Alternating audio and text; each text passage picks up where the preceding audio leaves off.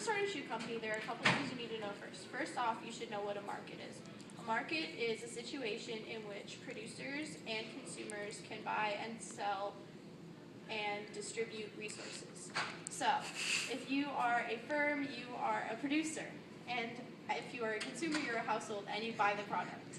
And what you should also know is that resources can be sold by consumers. And resources include land, labor, capital, and entrepreneurism. Because you're taking the risk of starting a business, it makes you an entrepreneur. So what you should understand first and foremost is how the economy flows.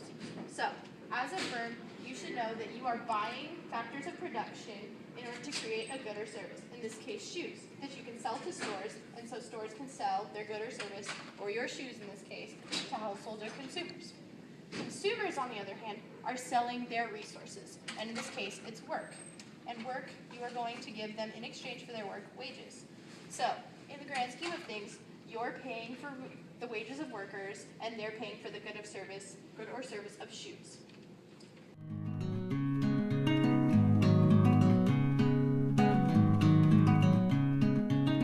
How many questions do you want to ask yourself?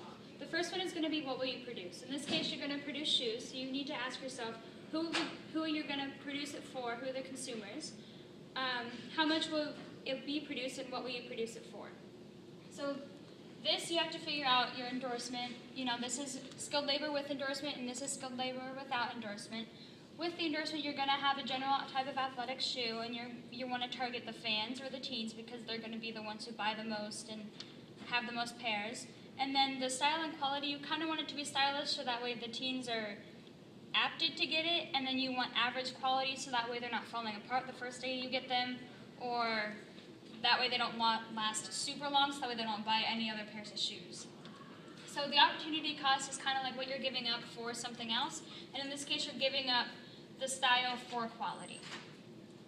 Without endorsement, you want to, again, have a sport-specific shoe. You want to mainly target athletes though. The quality, the style is going to be less stylish with a good amount of quality, so that way they don't really care what they look like when they're running or working out. They just really care about if it's going to last them for a really long time. This is the unskilled labor with the endorsement. You want to have another general athletic shoe. The consumers are going to be the fans again with a low income rate. The style and quality is going to be somewhat stylish, but it's going to be pretty low quality because you don't have the skilled labor that you had up here. And then finally, the last one without endorsement and unskilled labor is going to be a family shoe. The consumers are going to be the families because obviously it's a family shoe, you want to target the families. The style is not super stylish and it's very poor quality because, again, you're using the unskilled labor without endorsement, so you don't really have too much going for you there. But you will get some money, but not enough to produce the shoes that you want at the amount of rate that you want.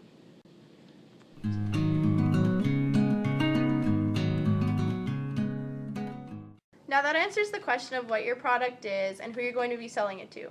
Now how much of a product you're going to want to make is going to be based on something called competition and something called demand.